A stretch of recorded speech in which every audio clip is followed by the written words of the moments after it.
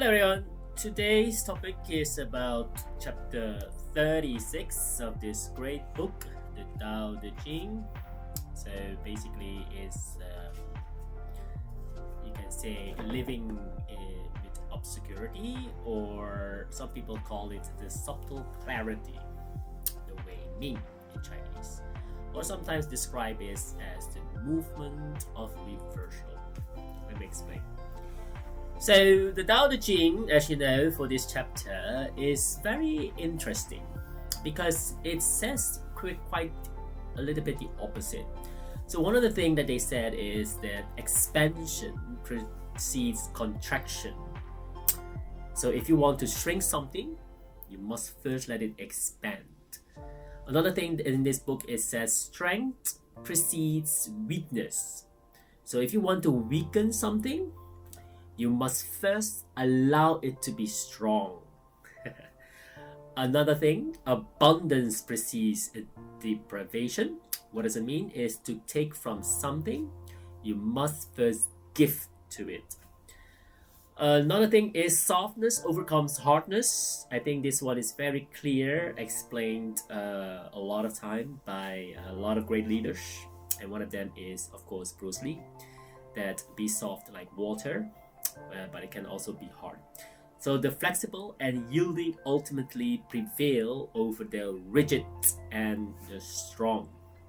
All right, I have some examples that you can use in this modern day and age by what kind of strategies. For example, when it comes to business strategy, we always say about, but how to apply that in the modern society, all those great wisdoms from centuries ago, how does it apply to the modern age?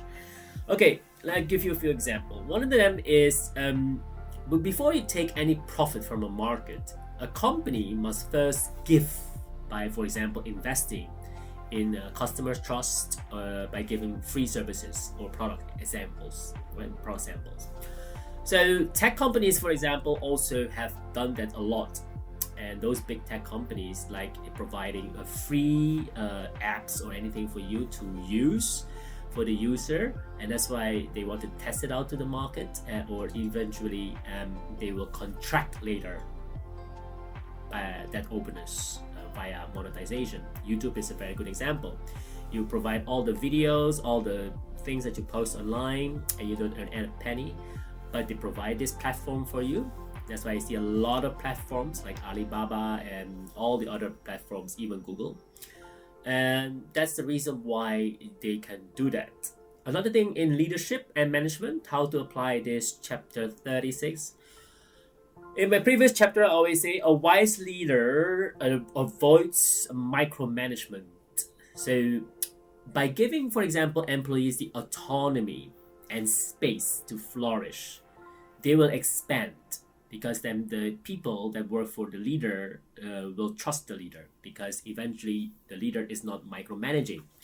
So the leader can later contract, quote unquote, or focus their efforts more effectively, because the team, so the people around the leader, is already empowered.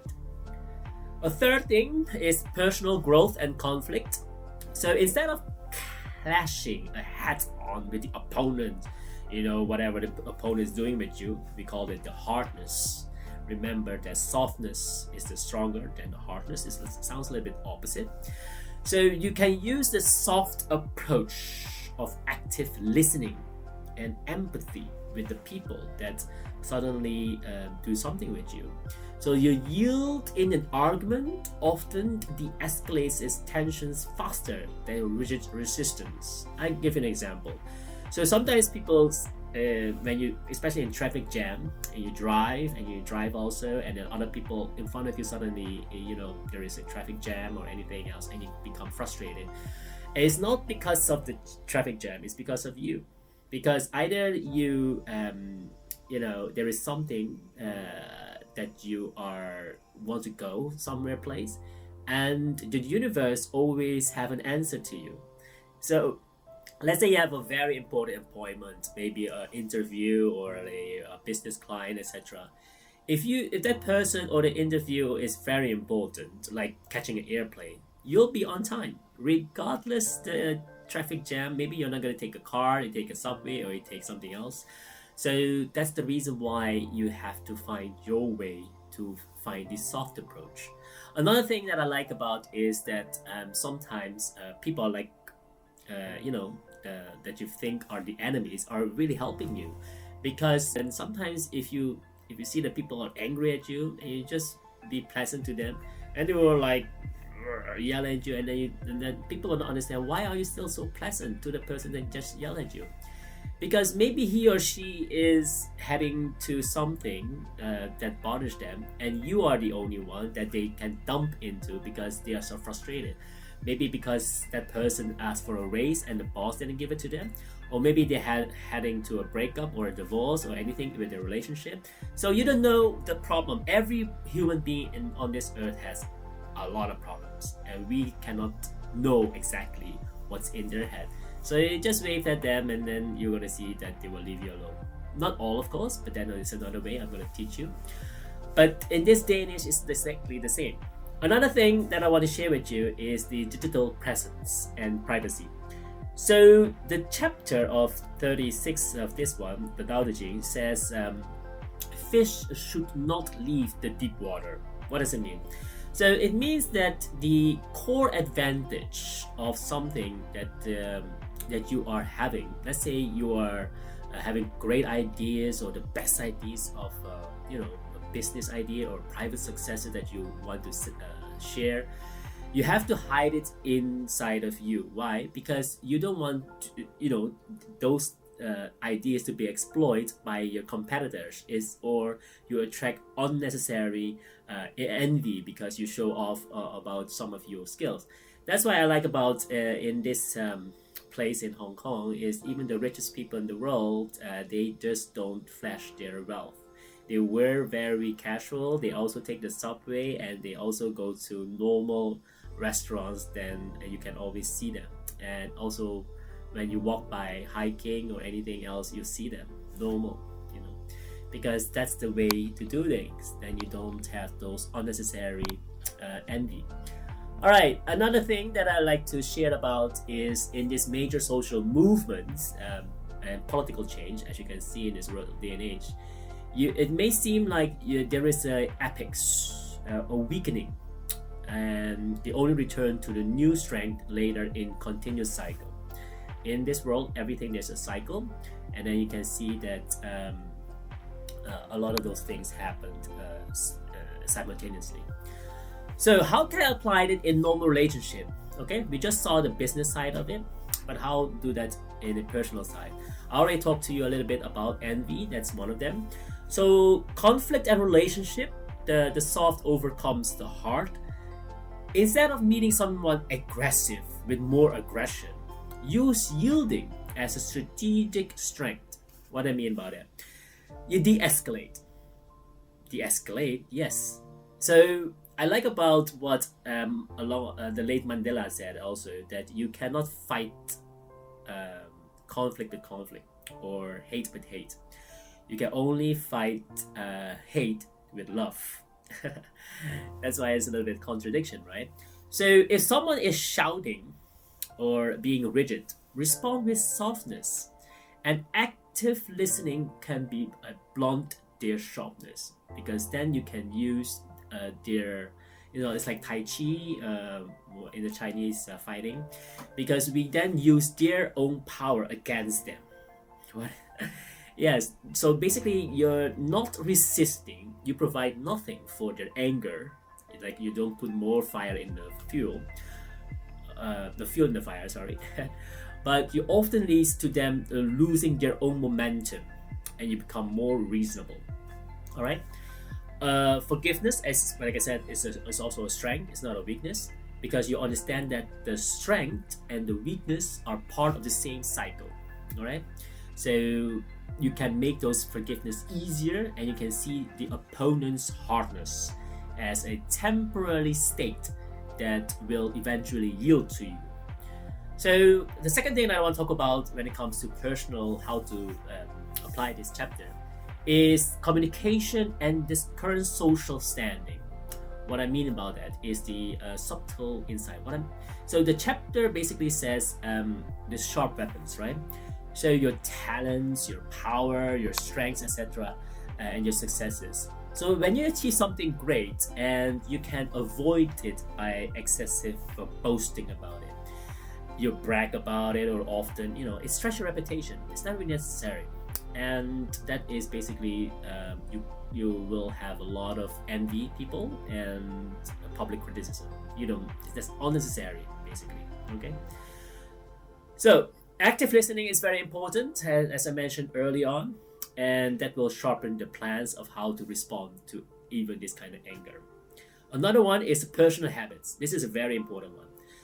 This sounds weird because the only way that you can change a bad habit or break a bad habit with good habits is if you want to remove those things, you have to sometimes let it go first, let it flourish so that you can see the consequences.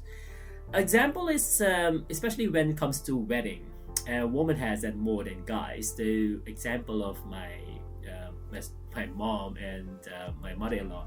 So when it comes to bad habits, and then when it comes to, okay, let's say there's an engagement or marriage next year of their son or daughter, they quickly will find a dress that doesn't suit them yet because it's beautiful, but it's most of the time a little bit in the medium size. So they have to then release their weight.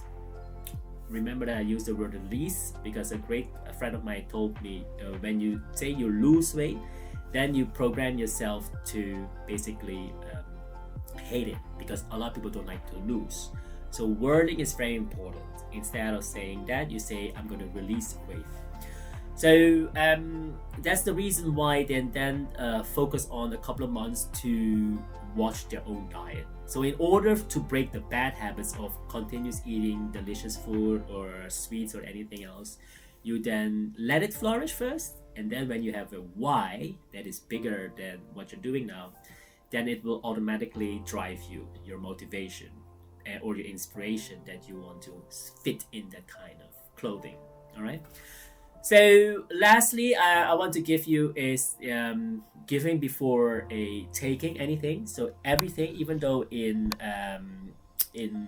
business, like just I told you about the client, but also as a leader, basically how do you do that is you gain respect and influence as a leader by first you give your time, for example, or knowledge that you want to share, and so that your team can trust you.